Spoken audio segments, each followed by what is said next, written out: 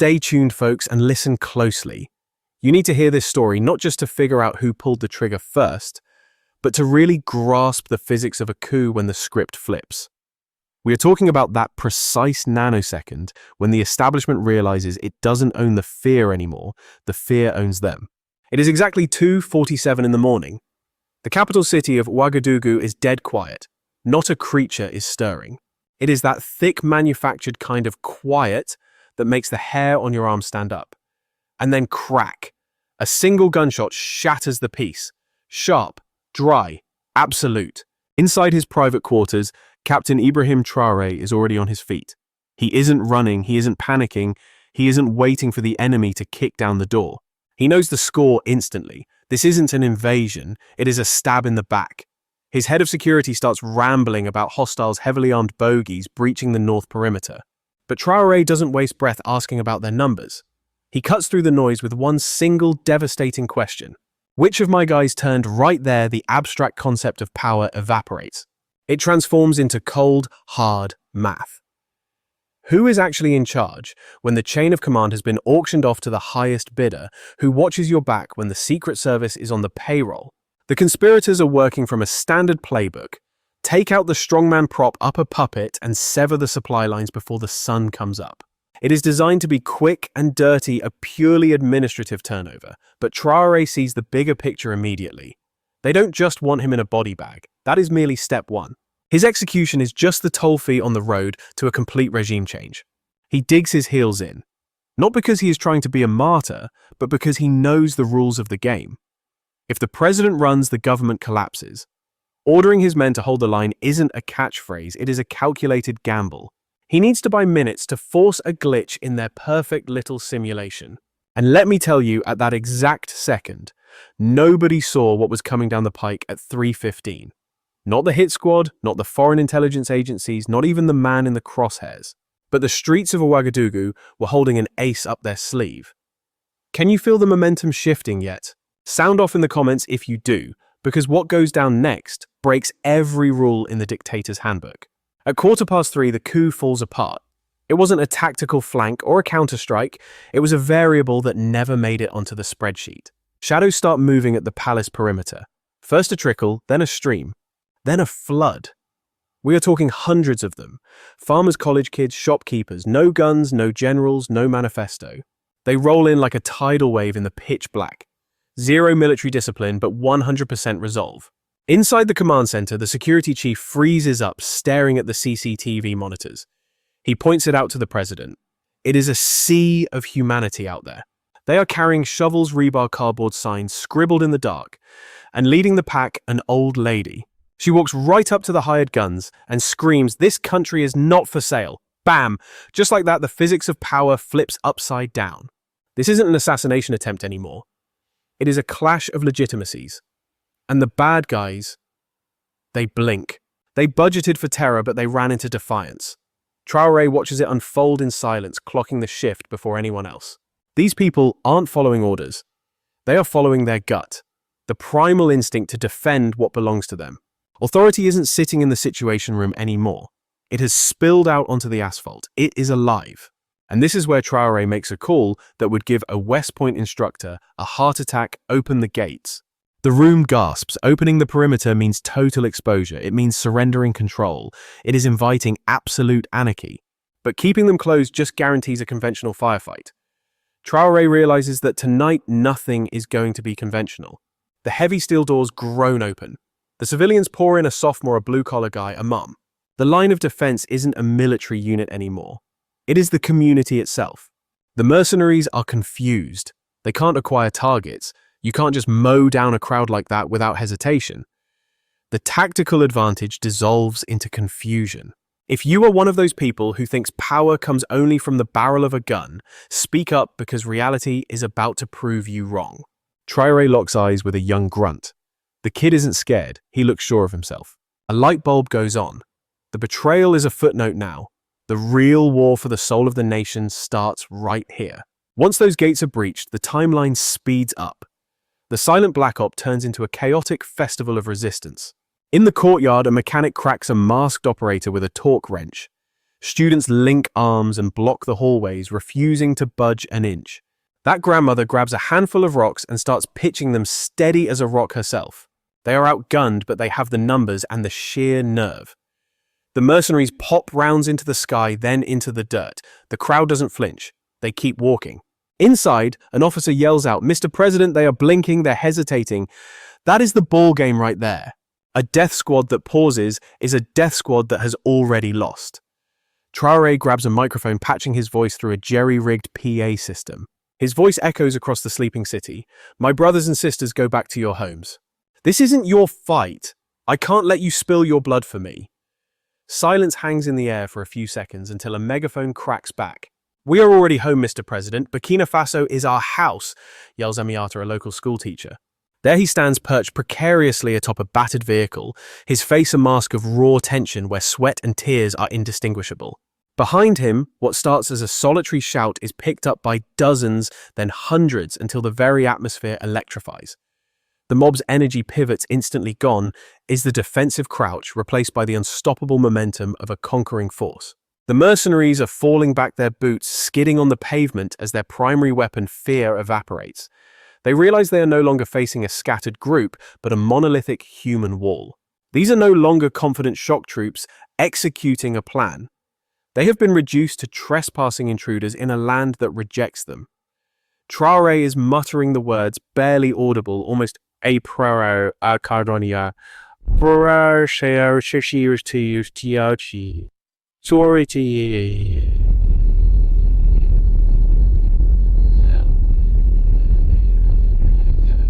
This has evolved beyond a military siege.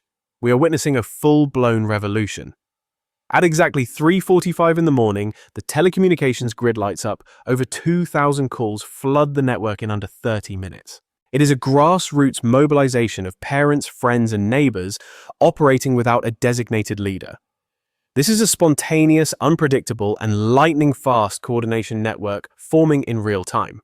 You will not find this scenario in any war college textbook or military manual.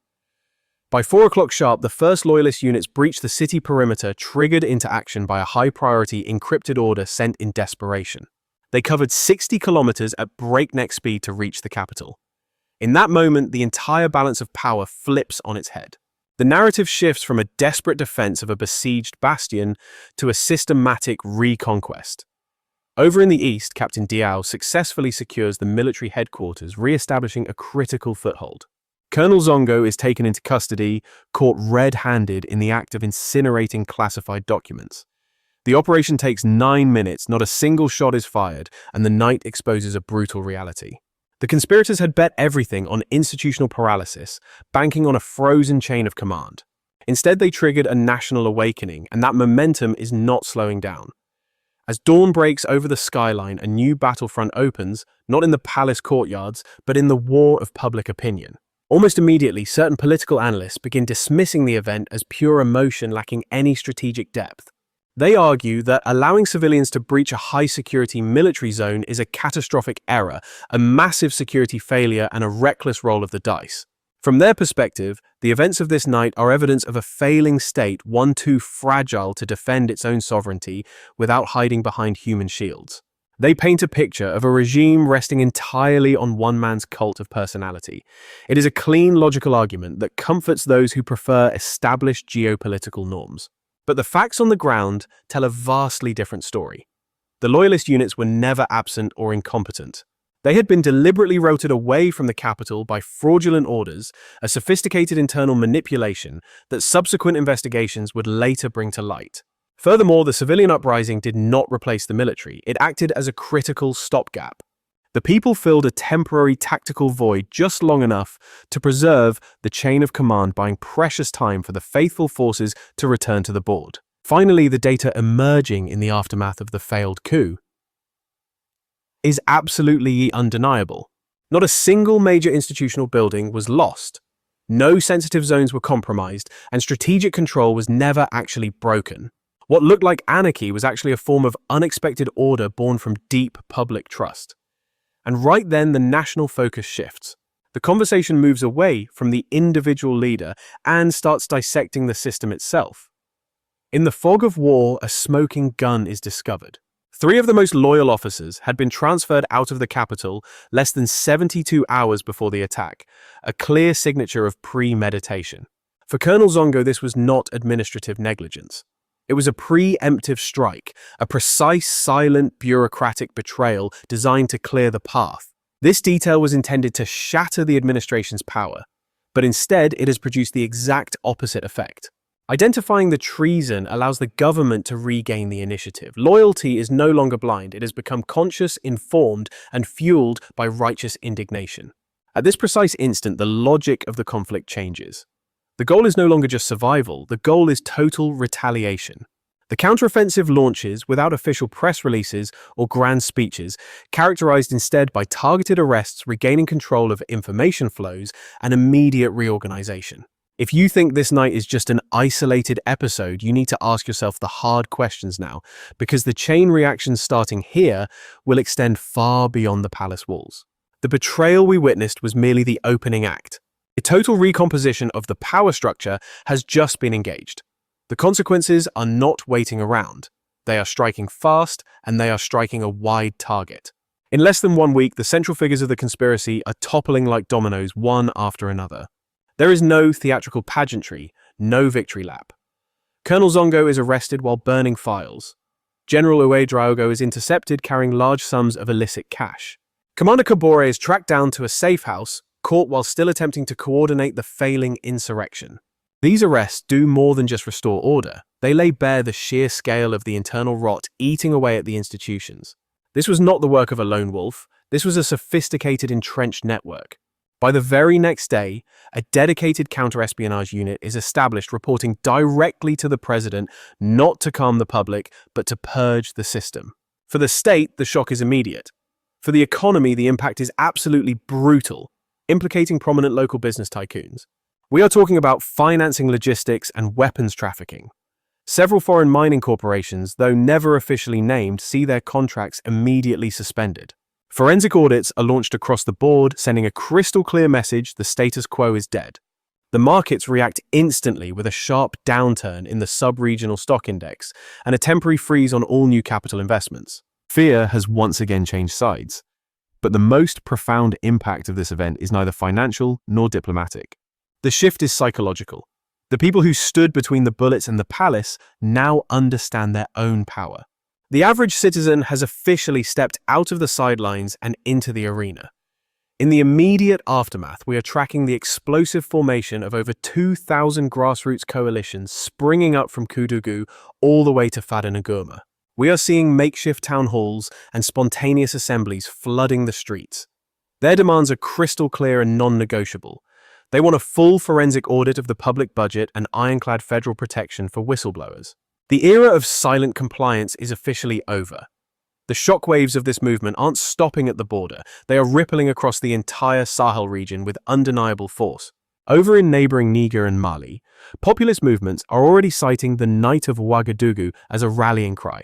They aren't just looking to copy-paste the tactics, they are using it as a blueprint to reclaim their own national sovereignty. Inside high-level diplomatic channels, the chatter has shifted to this totally unforeseen phenomenon. Officials are realizing this isn't a contagion of chaos or instability, but rather a contagious spread of organized resistance. Captain Ibrahim Traoré's name is evolving into something far bigger than the man himself. It is becoming a symbol. He has transcended his role as just a charismatic military strongman to become an icon of the movement. He represents the pivot point in a massive geopolitical narrative shift, the image of a leader literally held up by the shoulders of his people, rather than one hiding in a bunker behind concrete walls. As we look toward the future of 2026, intelligence analysts are projecting 3 distinct scenarios for how this plays out. The first path is progressive stabilization. We are talking about aggressive systemic reforms, televised public trials for corruption and radical transparency monitored closely by civilian watchdog groups. The second scenario is total gridlock. The revolutionary energy fizzles out, the deep state bureaucracy digs in its heels, and public fatigue begins to erode the momentum. Then there is the third option, a dark resurgence.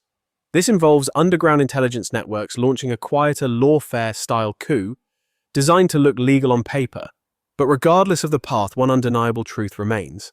Keeping one man alive does not guarantee the survival of the entire political system. That fateful night proved that a population can mobilize from 0 to 100 in a matter of hours. However, remaining standing after the adrenaline wears off, that is a whole different ballgame requiring serious grit. If you had to bet on which of these three futures is going to hit, make your call right now, because your prediction serves as a litmus test for how you understand the mechanics of power. The events in Ouagadougou have cracked the door wide open. The next few months will determine if this is a permanent gateway to a new era or just a brief historical footnote. At this stage, we are done analyzing what happened in the rearview mirror. The real question is about what that night forces us to completely reevaluate regarding governance. Because this wasn't just your garden variety failed coup attempt, it exposed a massive structural fracture in the very architecture of how state power is conceptualized, wielded, and defended. For decades, the international definition of stability has been synonymous with top-down control. Control the weapons, control the cash flow, control the narrative. But that night, a rogue prototype emerged. It is messy. It is high risk, but it is undeniably real. This grassroots mobilization doesn't replace the state apparatus, it stress tests it. It acts like an X-ray, revealing exactly which pillars are solid and which ones are rotting from the inside out. The naysayers are still out there arguing that this dynamic is a powder keg. They claim you can't govern on raw emotion and that the street cannot build a structured policy framework. They might be right on that specific point. Momentum alone isn't a strategy, but they are missing the forest for the trees. What went down wasn't a hostile takeover by the populace, it was a massive reintegration of the people into the process. The citizens didn't storm the institutions to dismantle them, they acted as a human firewall to prevent them from collapsing. That nuance is a total game changer and sets a new standard moving forward. Civic vigilance can no longer be a one-off reaction to a crisis. It has to become a daily 24/7 operational grind. The recommendations coming out of the post-mortem analysis aren't about political ideology. They are strictly about the nuts and bolts of government mechanics. We need to open the books with full administrative transparency, publish every dime of the budget, overhaul the military brass with frequent rotations, and shatter the old networks of cronyism. It is time to establish independent oversight committees with real teeth designed not just to punish corruption, but to prevent it before it starts. We must supercharge local engagement, reconnecting the central state with the rural regions and turning that street presence into a structured, ongoing feedback loop. Make no mistake, this is going to be a heavy lift. It is slow, painful, and uncomfortable, but we all know what the alternative looks like. The alternative is the same old story, a return to silence followed by the inevitable return of shadow plots. But as we dig deeper, one major takeaway stands out. The political center of gravity has shifted. The conversation is less about Traoré the man and more about the social fabric, the people's ability to self-organize without orders and maintain discipline without a commander. This shift is irreversible. You cannot put the genie back in the bottle. Once a population realizes they have agency, they will never submit to being spectators again. The real challenge now isn't the next attack. It is about stamina. It is about the capacity to turn one exceptional night of heroism into the boring, ordinary practice of daily democracy. Ouagadougou didn't just hold the line against an attack. The city posed a massive existential question to the entire African continent, and it is a question that can no longer be swept under the rug.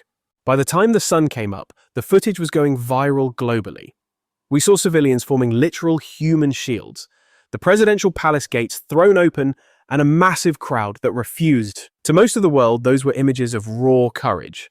But to the establishment elite, those images look incredibly dangerous. There is a palpable sense of unease in international corridors right now. What went down in Ouagadougou doesn't fit into any of the classic CIA or UN playbooks. It wasn't a successful coup d'etat, but it also wasn't a traditional anti-government insurrection. You can't put it in a neat little box. It is a complete countermodel.